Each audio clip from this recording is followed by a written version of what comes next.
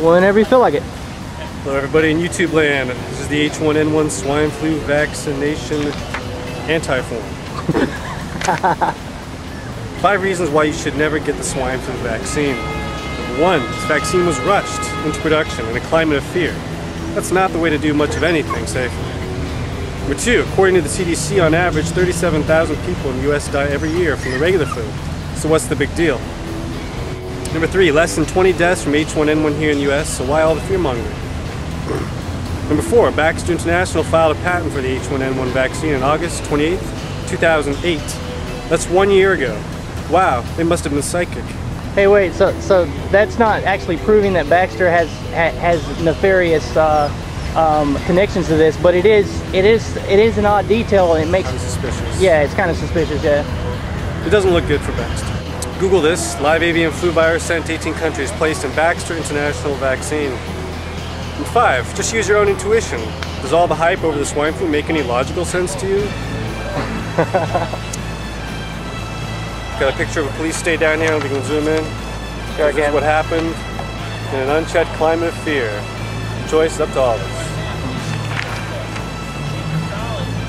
Legal immunity for H1N1 vaccine makers. Some say that's our tax dollars hard at work. I call it fascism 2.0. The last time the government went on a major vaccine campaign in 1976, thousands filed claims they suffered side effects from the shots.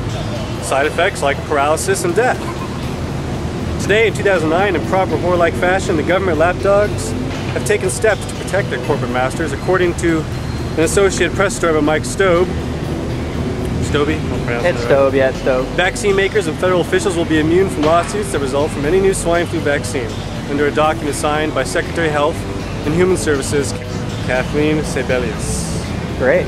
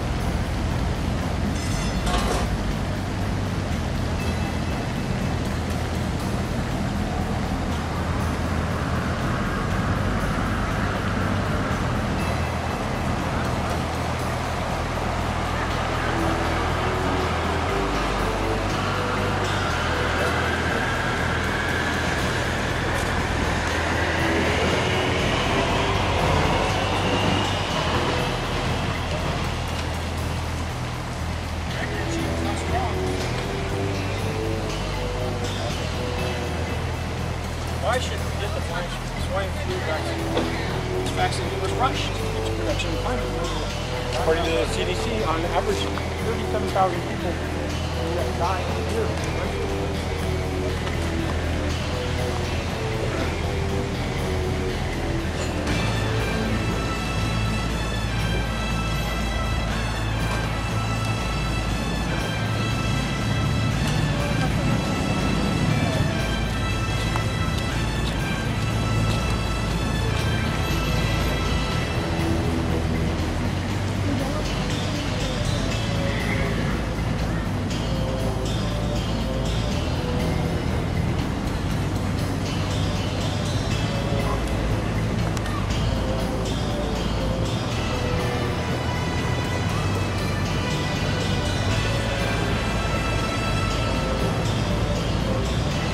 First thing is that it's polio one. I go to.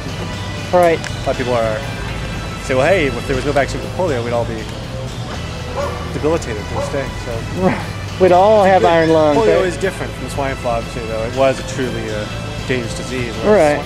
It really depends, you know. How many of them are already in the hospital? Oh, there's been hundreds of people have gotten it, but most people get over it. Like, lots of people contract it, but like a lot of people just get better, you know. They get normal fever type, sweaty type, regular flu symptoms, and then basically they Now, what's get better. the death toll of regular influenza going through? About 37,000 a year. Yeah. Something to think about. Yeah. Vaccine. Oh yeah. Something to think about before you get this experimental vaccine that was developed in the last 4 months. when it usually takes years to develop a medication to see if it's safe. They say it does make you sick. You're out of luck as far as getting money from the company because they have immunity now. Yeah, legal immunity from a vaccine. Now that's rich. That's funny stuff. Yeah. At your own risk. Yeah.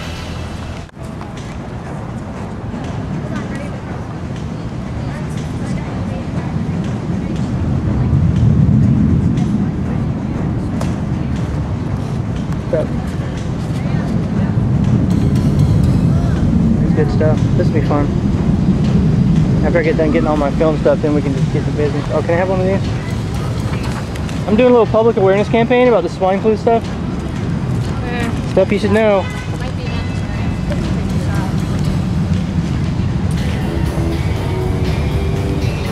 I'm just trying to raise awareness about the swine flu thing.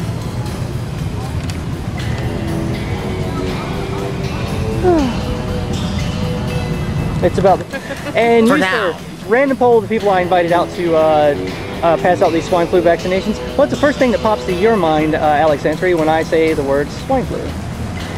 Swine flu? Mm-hmm. Another problem, reaction, solution event that's being staged. But there are a lot of people that are going to take the experimental vaccines and will allow themselves and their kids to be guinea pigs, which just goes to show how much people can be frightened to allow something, something that came pronounced, these additives in the vaccines into their body. It's a rape of your health. Yeah, I can't help not be reminded of the Wizard of Oz, you know, and like see a guy back behind a curtain pulling levers, you know, the fear lever, Baxter to protect you. being the Yeah, the Baxter lever, the you know, the scare them with their children lever, you know. I mean, I have found that many don't know how to respond other than a blank look. It's not that people necessarily think we're crazy when we say this stuff. They have this look of just being a victim. Like, deer caught in headlights. You know, kind of like I'll tell my roommate, like, by the way, Alabama University, and by the way, I'm not being a fearmonger, Alabama University says, you don't take the shots multiple, you're not coming to school.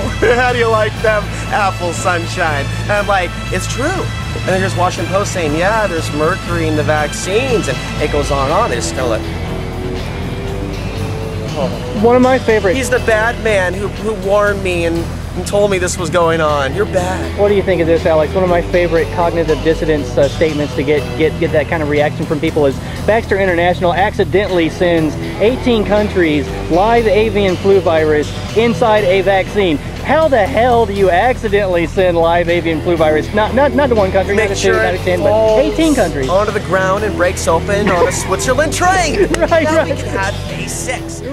I swear on the altar of Almighty God, eternal hostility to every form of tyranny on the minds of men, or women to be contemporary.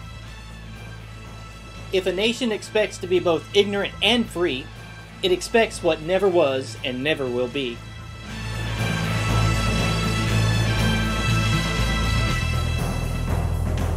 Timid men prefer the calm of despotism to the tempestuous seas of liberty. Thomas Jefferson had beautiful oratory. I mean, the man was a wordsmith. What a beautiful way to say, tyranny is for pussies!